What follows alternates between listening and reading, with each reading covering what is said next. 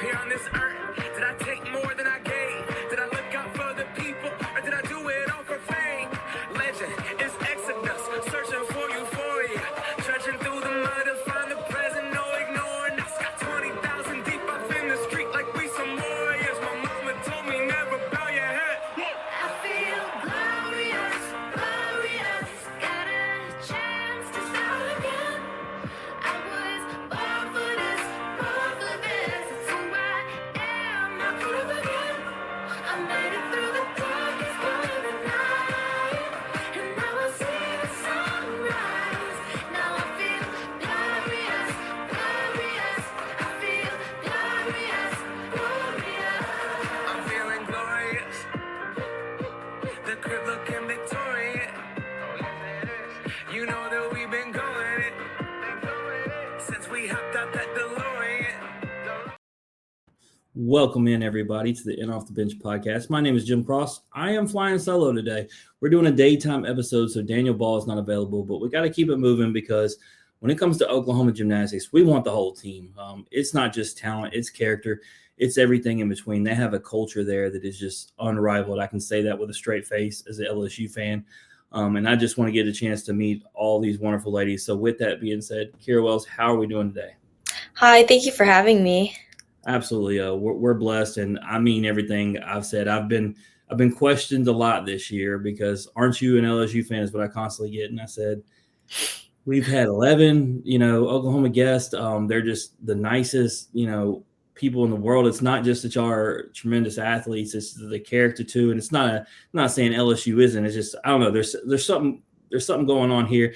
And, a lot of women of academics, faith, it's a lot of good character stuff to want to jump onto. But before we get into your story, before we talk Oklahoma, got to break the ice. It went really well when I asked Elle last night. It started a good conversation asking what concert she'd go to if she could go see anyone in concert. I'd probably go see SZA or Coldplay. I like that. Anytime I don't get the same like Morgan Wallen or that run some country answer, like I really like that. And so I like getting something different. Is there a place that if you could pick anywhere in the United States, where would you want to go see this concert? The Sphere would be awesome. Or like the Red Rocks. I think that's what it's called. Red Rocks is always the right answer. You can definitely say that. I know I wouldn't want to do it anywhere near all this cold and snow. Luckily, I'm actually going with my wife to Florida next week, and we're going to see the Rock the Universe concert at Universal, even though we're going to Disney for a couple of days. Of course, I'm going to expose how old I am, Keira. She said the concert was from 4 to 1 a.m. I said, 1 a.m.? That's crazy. I said, hold on, I'm going to stand there for 9 hours after I've been riding rides at Disney all day? Are you kidding me? And so, needless to say, I might become a grumpy old man at some point. I may need a nap somewhere, but 9 hours of concert. I've never heard of a concert that long.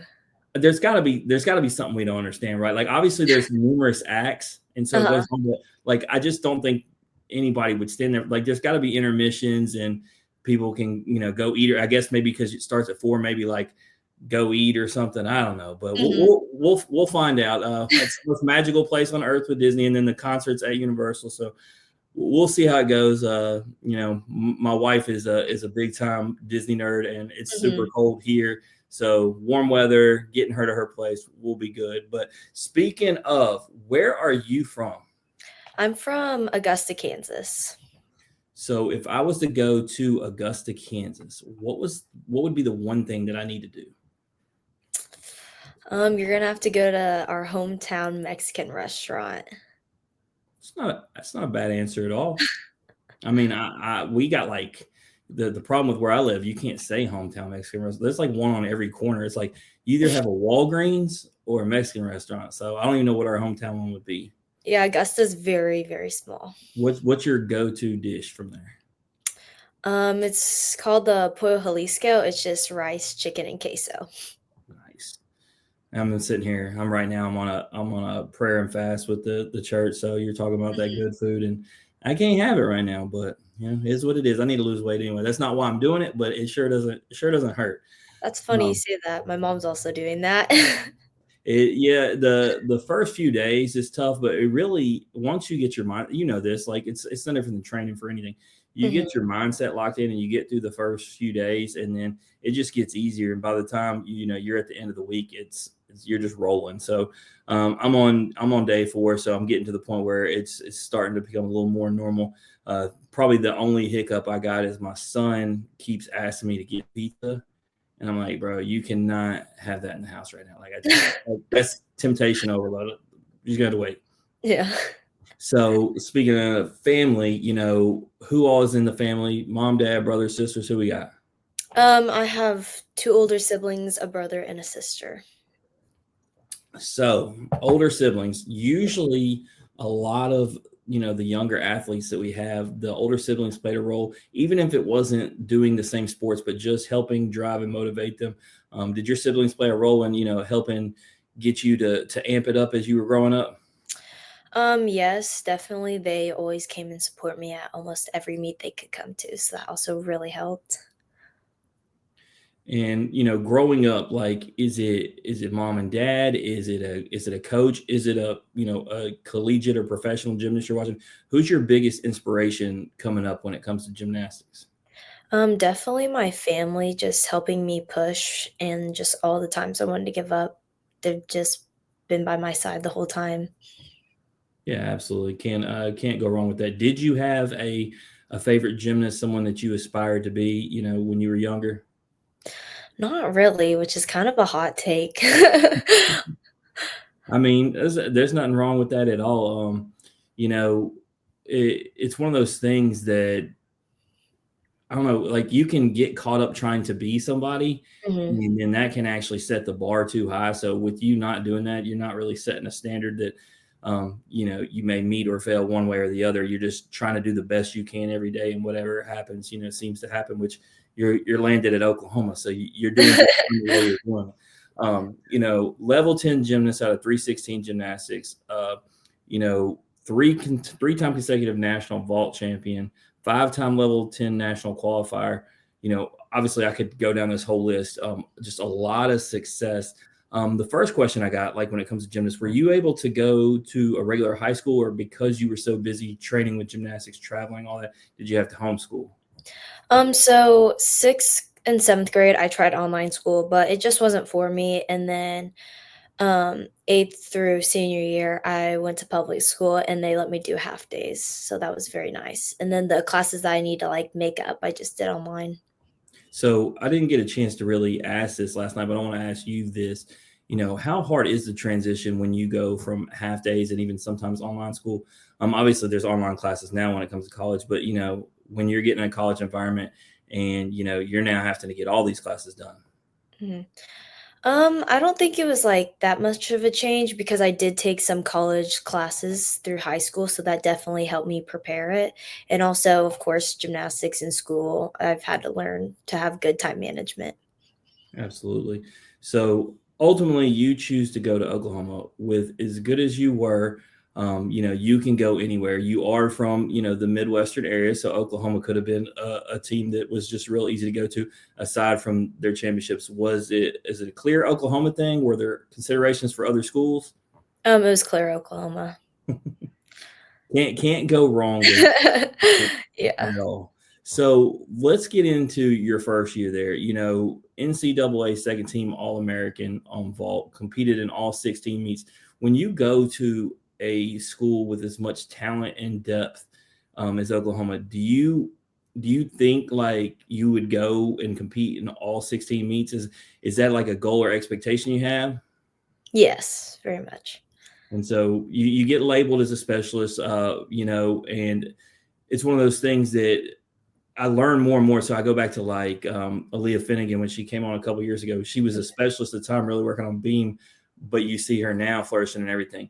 Is Yes. this one of those things? Because obviously you do everything. I'm seeing you do multiple things now. Do you aspire at some point to be able to do all around? Yes, most definitely. Absolutely. Of course, them seniors got to get out of the way. You got. We were talking about last night. Like, it was funny during the quad, right? They announced on TV that Audrey was going to be going, and I was like, how do you feel about that? Because like she's Audrey, like, so you can't get mad. And she's like, yeah, you just gotta put yourself in that position and realize that you're blessed to be on that team and to compete with her and root her on. Obviously, you're disappointed because you were ready to go, but y'all have the most stellar group of upperclassmen. And then you it's interesting. You fall in the middle, right? Like you and Faith and the other girls, because the freshmen there's so many, and then you got those upperclassmen. Let's talk about that on this season. Like, what's it like first having all those freshmen come up that are so talented? I know it's got to push you like in a good way because your spots can be available to one of them if they step up. Yes, these freshmen are so amazing, and I just love them all, and just seeing them flourish and be able to compete, I'm just so happy and proud of them. But they also do help me push myself because they are all amazing. Absolutely. So when it comes to the upperclassmen, did any of them specifically, like, because I know that they're all good. They all pour into, the freshmen when they come in. Did any of them specifically pour into you and take you under their wing? Yes, Danny Severs. It's like I don't know where she gets the time in the day. I'm gonna be honest, because that's like the answer, and that's why with Kaya Johnson being gone, because she was my favorite gymnast, and she was like a little sister, literally going to all the LSU meets. She's like been on the show 5 times, and with her being gone, I was like, Danny, you're my favorite. And she's like, why is that? I was like, because everybody just says the best things about you. I was like, might be the nicest person I've ever heard about. So She is. doing She's it the right. best. What I liked about when I saw y'all in Nashville, though, right? When y'all are getting ready for the vault, if you didn't know anything about her, you would think she was an assistant coach. That was what was great, because she was out there talking y'all up, game planning and whatever. And I was like, that's leadership at its finest. Like, you would have never known that she was actually one of the gymnasts. Yeah. So let's talk about the national meet, because I didn't want to go too much into last year, and it was obviously a fantastic season all the way up until the end. But I'm excited about this year because I think it's going all the way. And I got to come see y'all in Nashville. I know that we were talking about this last night. Like, I don't know, it kind of didn't have the normal quad vibes in the sense of like the arena and announcing and music and all that. But nonetheless, 4 very competitive, gymnastics crews out there. So, how was it to come into that quad for the first one and not only compete against good competition, but for y'all to do so well at the gate? It was really amazing just seeing all the team chemistry, what was going to happen this season. It was a little hard because we didn't have that much of an audience, but definitely the team energy just kept us going. Yeah, I mean, I paid to sit in the front row. I could have paid to sit up top and just move down, but it actually worked out. That's actually how I got all the good video views, because I just kept moving because the seats were wide open. So, as much as I wanted a crowd to be there, I'm not mad about getting the best video views. And being right on top of y'all, the vault, I've never been like, I've been in the front row at LSU, but you're still not that close. Like, that was like, we're right over the top of y'all. And I actually asked this last night, because there was a woman trying to get Audrey's attention. And I asked Elle, I was like, do y'all ignore people on purpose? And she's like, I mean, not really, but we stay focused. I was like, because we were right over the top of y'all. And I said, this woman said her name 10 times and she wasn't going to look. And I said, I feel like y'all were like, had this rule, like, don't talk to the audience. No, we're just so dialed into the team. Honestly, sometimes I forget there are other teams because I'm so focused on ours. No, I mean, what I could see from that view is y'all were always looking straight. Y'all were never looking up. It really does show the focus. And it's funny because, y'all smile when you land, but when y'all are getting prepared, specifically like vault, like, I mean, y'all are locked in 1,000-yard stare, because everything's precision, right? The slightest mistake can be the difference. Yes. But y'all do fantastic in Nashville. You get the specialist of the week, something that you've done the previous year. Even if you've done something before, does every time you get an accomplishment like that, does, a sense of pride? Yeah, definitely boost your confidence, and just like all the hard work that you've put in is showing. Yeah. And I mean, to get it out the gate, because we know the first one's the hardest, right? Whether it's the nerves or you just haven't competed in that many. And so I think that's what makes Oklahoma stand out so well to me. Just last year I saw it, in Vegas, and then seeing it this year, it's just like Oklahoma just comes out, ready to go. Obviously, y'all always climb up and start getting the 198s, but to score close to 198 just is really something. So then y'all go to Sprout's quad. Y'all have obviously done this before. We were just talking about the competition, but this is a higher level of competition. Not a knock on anybody that was in Nashville, but these are the 4 teams that I projected before the season to be in Fort Worth in the end. And so do you feel any added pressure when you're going against teams like that, or is it still all the same? Maybe a little added pressure, but there's all amazing teams, and we don't underestimate anyone. One of the things I noticed in talking about Oklahoma that y'all don't do, and maybe I'm just seeing it wrong. It seems like y'all stay focused on your own team. Like, y'all don't ever watch the other teams. Is that something that y'all talk about, or is it just kind of known? It's not like you can't like watch other teams, just to be like focused and dialed into like what we're doing. Yeah. Because I only know it from a fan perspective. I'd like be watching and see what's going on over there, but Yeah. it definitely works out the quads because you get constant action. You can be all over the place. It was pretty cool. Since I didn't get to make it, obviously, because of the snow. Every time y'all were going with Cal, like the 3 consecutive Oklahoma and then Cal, with our guests from Cal were going at the same time. So I was getting dual screens with guests of the show. So which they were really good. Didn't bring that up last night. They labeled them the sleeping giant, and I thought that was pretty accurate because obviously they're trying to get up there with y'all in LSU, but I believe they are there. I don't think that they have, as much talent and depth clearly, but if they bring their best with what they do have, they can beat anybody. So I do think, that's why I said that about those 4.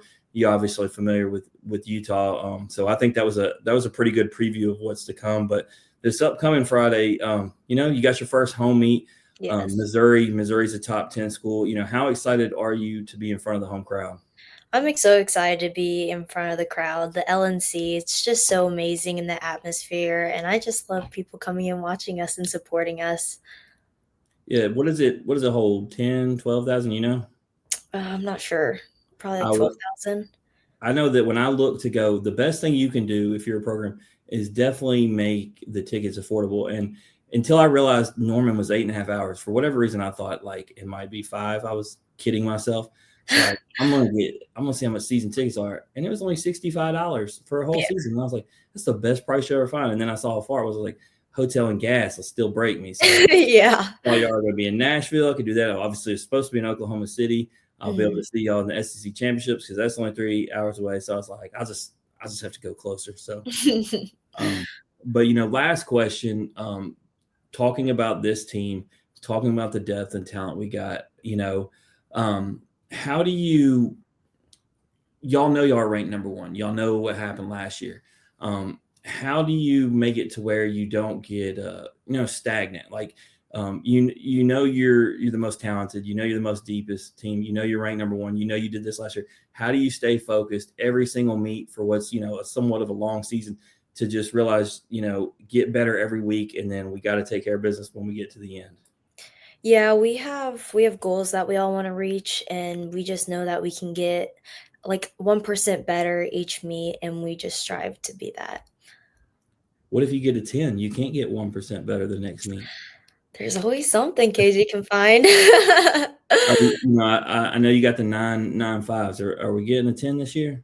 Yeah, we are. Look, here's the thing. I've realized with these judges, you might not have the same judges that were just in Oklahoma City. It wasn't even just Oklahoma. There was Kaylin from LSU and a couple other girls. Like it's definitely gonna be harder. But when who was it?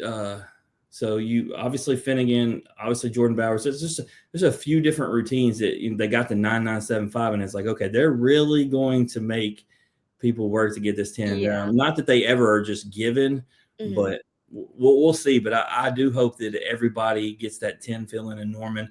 Yes. Hopefully you get one this upcoming Friday. Excited for y'all. Excited for the season. The SEC is just, y'all coming into the SEC is just perfect. So much talent, so many good teams. Every week's just going to be an exciting meet. There's no weeks off. And then, like I was talking about with the depth, all the girls getting to shuffle in. I was talking about the all around. Will you get the opportunity, you think, soon to, let's floor, for instance, I haven't seen you on a floor routine. Do you think you'll have the opportunity this season? Yes, I'm definitely working for 4, just working on perfecting the little things. And whenever it's my time, I'll rise up to the occasion. Awesome. All right. Well, we're going to move on to the game. Normally, Daniel does this. I'm not as good. I'm not as fun, but it's okay. It's called this or that. It's very simple. I'll give you 2 options. You choose one or the other. Just can't say both. Can't say neither. Okay. All right. This or that is brought to you by our sponsors, Chinook Seedery, 8 flavors, Mild the Wild, the best in the game. Memphis City Design. You can go get all your in off the bench merch in every team, including Oklahoma. And then, of course, Old Dominic Distillery in the heart of downtown Memphis. All right. Cats or dogs? Dogs. Man, I'm like the only cat person. I have 3 dogs, but they make me mad a lot. That's why I'm a cat person. All right. Chicken or beef? Beef. Math or English? Math. That's back-to-back nights. No, I'm actually good at math. I still don't like it. Vault or floor? Vault. Beam or bars? Beam. Vault or beam? Vault. Vault or bus? I like it. Vault's exciting. Would you be more likely to answer a DM or a text message? Text message. See, I asked this, and both y'all have said text message. This was a new question that I added onto the list last night, and I say that because almost every athlete that I have their phone number will hardly ever answer a text. But if I DM them, I'll get a response in minutes. It's crazy. Why? It's like, why did y'all give me your phone number if you weren't ever going to respond? And I get it because my daughter's a freshman in college, and she's the same way. My wife can send her a snap and get an instant response. I could call her 5 times and she don't answer. You college kids, I don't get it. Yeah. All right. Would you rather go to Disney World or Disneyland? World. Action or drama movie? Action. All right. Are you a book or a movie person? I'm a movie person. All right. Last question. It's a money question. Pretty sure I know the answer with all you ladies, but we got to ask it anyway. Okay. I was to offer you $5 million, had it in a duffel bag, crisp, minty $100 bills, or I say you can win a national championship at the end of the season. What are you taking? Win a Natties. Well, I believe all y'all. See, sometimes, especially the baseball guys, I don't believe them.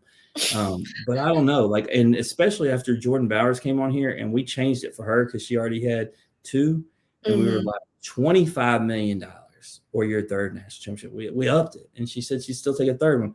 I was like, why are you lying? And she's like, I'm dead serious. She's like, it's all about winning championships. So I was like, all right. Yes. So, well, I appreciate you coming on. I truly do believe. I know there are so many talented teams, and I know that, when you get to that stage, I saw it last year. You got to be sharp when it matters most. But I just feel like the talent, the depth, the coaching, y'all got it all. But I wish you nothing but the best of luck. Stay healthy. Have fun. At the end of the day, that's what it's all about. And, I will see y'all soon enough. I can't remember the exact schedule, but I see y'all 4 times in total, even with missing the Sprout Squad. So I look forward to getting to see you in person again, watching y'all TV this Friday. And like I said, wish you nothing but the best of luck and stay healthy. Thank you so much for having me. Absolutely. That's Keira Wells, everybody. We will be back next week. Daniel will be back. We will have our regular nightly episode. We're going to be back talking college baseball. We're going to be in Baton Rouge with Blaze Priester. But in the meantime, remember, strong body, sharp minds, grit and grind all the time. We are out.